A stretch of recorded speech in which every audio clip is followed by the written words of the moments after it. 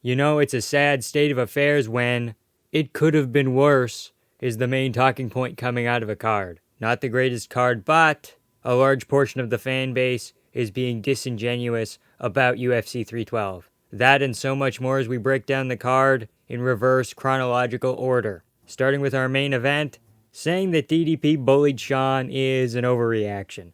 If DDP bullied Sean, then Sean bullied Adesanya. If DDP bullied Sean, then Volkanovski bullied Holloway in the third fight. If DDP bullied Sean, then MVP bullied Shariput Magomedov. If DDP bullied Sean, then Israel Adesanya bullied Jared Cannonier. That's what this fight really reminded me of, Adesanya versus Cannonier. A fight with a clear winner and a very decisive win, but the rounds were kind of close. I ended up re-watching the fight this morning with a heaping bowl of Cheerios and a tall glass of grape juice. Shout out to Jesus. Dricus probably won all the rounds. I can understand a 49-46 though. Dricus for sure won the 4th and 5th, and I would favor him in the first 3 rounds. I'm gonna kind of get flamed for this, but I don't even hate Sean winning the first 3. If someone had that as a scorecard, I would kind of understand. It really depends on how much you're valuing the leg kicks and the body kicks. There is 3 ways that you can watch a fight. You can either focus on one fighter, you can focus on the other fighter, or you can cross your eyes and kind of focus on neither. But if you're not exclusively, but kind of prioritizing the attacks that Sean is landing, you can certainly score it for Sean based on the first 3 rounds. 4 and 5 are very clear for DDP. If we're scoring the fight as a whole, probably also goes to Dricus. But based on purely round-based scoring, you can sort of make an attempt for Sean 1, 2, 3. Yes, I understand how insane that sounds, but I'm a pretty crazy guy. Sean was in the fight for most of the rounds, but he really just didn't have enough activity. He fought the same way before and after the broken nose. I think that's pretty impressive. I am also getting tired of Sean's shtick, but too many people were hate watching, so they can't really give an accurate breakdown for the life of them. MMA Guru was wearing a bucket hat and had the South Africa flag, so of course he's going to be biased for his boy. Same with a lot of other people. MMA Joey, he notoriously hates Sean Strickland. People on Twitter who already had pictures of Sean Strickland on the floor after the Alex Pereira KO. They are not reputable sources. I like to score rounds out of 100. And I like to say how much went to one fighter, how much went to another fighter. Every round felt like 65-35 Dricus. The strike numbers were close, but Dricus' strikes had more heat on them. Both men moved forward at different periods of the fight. I would say that was relatively equal, right? People said that Dricus backed Sean up the whole fight. That's untrue. Even if Sean didn't back Dricus up to the fence, Sean was on the fence and then backed Dricus up, so that still counts as moving forward, even though you're putting yourself back into neutral positioning. Dricus' kicking game was very impressive. Gets better every time we see him, which is crazy. Very dynamic for a big, well-built, muscular guy. Usually other big kickers in that middleweight division, Adesanya, Anderson Silva, they got kind of skinny legs. Dricus is throwing big, meaty roundhouses at you. In some ways, Dricus did to Sean what Sean does to everybody else. Sean's game plan is built on paranoid defense and interrupting his opponent's rhythm. DDP did something similar where every time he would enter the pocket, land a big shot, he would back out right away. And then he also used the oblique kicks very effectively. They slowed Sean Strickland down and stopped him from settling in like he did in the first fight. So he had a little bit less success. Every time we see Dricus, he just gets so much better. And he is becoming a true martial artist. He's evolving every time, and the game plan is different every time. Oh, you get a striker with not great wrestling defense, like a Darren Till and Adesanya, he can wrestle him. He can work to side control, he can get the back. You get an opponent like a Derek Brunson or a Robert Whittaker, relatively well-rounded. Brunson, not really, but there's an opportunity to KO them, and he finds it. And then again, the evolution between the first Strickland fight and the second Strickland fight, going from a guy who's kind of just blitzing in, and then Strickland's kind of countering him a little bit, to now fighting Strickland's style of fight and beating him at it, is super impressive. Where he just hung out on the outside, tit-for-tat boxing, and got the decision. I personally don't think that the fight was boring. I think we're just really spoiled to where we don't appreciate fights like this. I mean, there was action the whole time. Not a whole lot of variety from Strickland, but there was moments where he would open up, and DDP was throwing wild stuff. This was not a boring fight. But now all these criminally online bitches, they can have a laugh. Just like how they shared the gif of Bryce Mitchell convulsing, they can have Strickland with his nose broken. They can change that to their profile picture. Oh, you got him. He has a weak nose. Didn't get chinned. Can only get chinned by top 10 fighters all time, apparently. But he really sucks, man.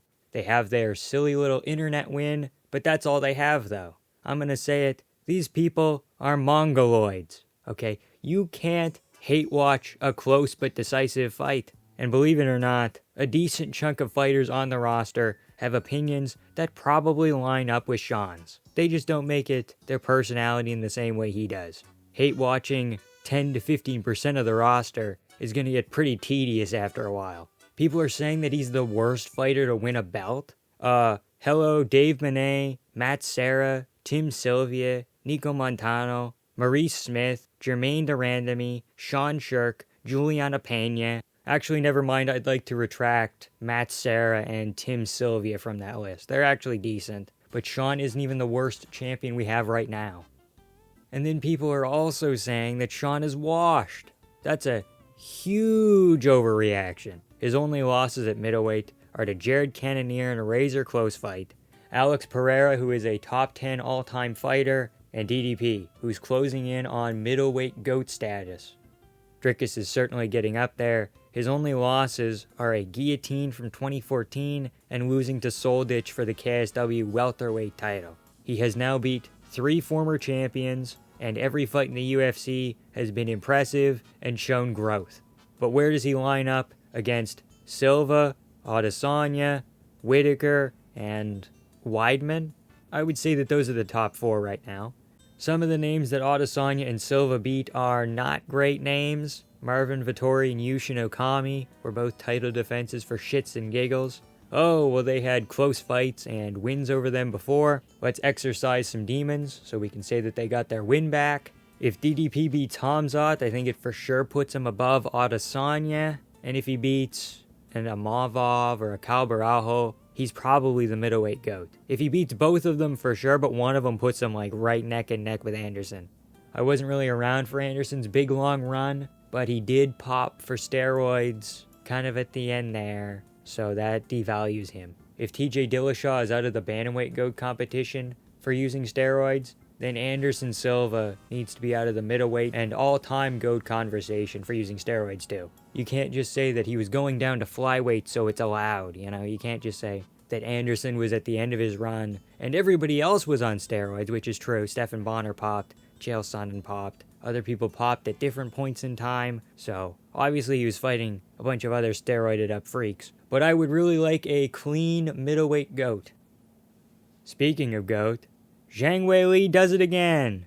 Domination, schooling, bullying. Those are words that were thrown around about the main event, but I would argue that the co-main was way more fitting of that label. Zhang Weili beat the snot out of Tatiana Suarez. Suarez had a good first round until she pulled that guillotine, the Glover Teixeira special, baby. And then it was all downhill from there. If she can't get the takedown, she is completely lost on the feet. Just as bad as Juliana Pena. Can't sit back behind the jab, can't kick. Her cardio isn't great after the first half of the fight. We give Colby Covington a lot of shit. But at least, if the wrestling isn't going great, he cannot be completely embarrassed. At least he can throw strikes that look like they might hurt a little bit, right? Or he can do a flashy kick, or his cardio and chin allow him to carry himself through a fight. Suarez is way more one-dimensional. All that being said, she still beats every other fighter in that division. She's going to become women's strawweight's top 5 gatekeeper, like a Max Holloway or a Robert Whitaker, where she just beats contenders, and then they have to give her a rematch, and then she loses anyways.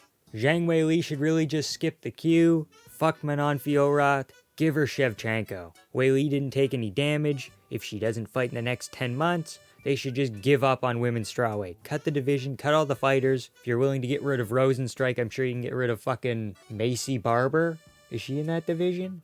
Caitlin Chukagian, cut her, And then the card makes a swift descent into hell. Tallison Teixeira KO'd Justin Tafa. Tallison's going to be a problem, but I don't think he can grapple. He'll probably be like Stefan Struve or an early career Alexander Volkov. When you're that tall and you get flattened out, things get very difficult. I understand that he's been doing jiu-jitsu since he was a kid, but some of these guys could probably just lay on top of him. I think Marcin Tybura He's a great fighter. I'd love to fight him. Is a horrible matchup for him. Jimmy Crute versus Hidalgo Bellato was a draw. Jimmy Crute now has 2 draws in his last 3 fights. What a statistic. He looked better here than he did against Alonzo Menafield, and he can grapple at light heavyweight, but he just can't get out of his own way, and his cardio is always going to fail him in the 3rd round. If he fixed some of his footwork issues and a little bit better fundamental boxing, he might be an issue. But remember, kids, he's one of Jamal Hill's best wins.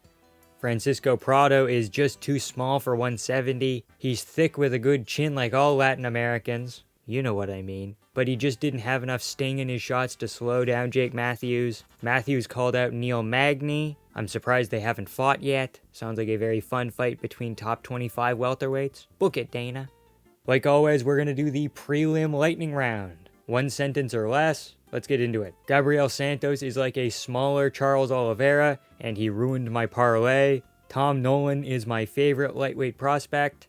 Wang Kong won, but now she doesn't have any finishing abilities. Alexander Topuria fights exactly like his brother, but he'll get fraud checked soon. If you didn't watch the prelims, go back and watch Rong Ju versus Cody Steele. France takes another L. What's new?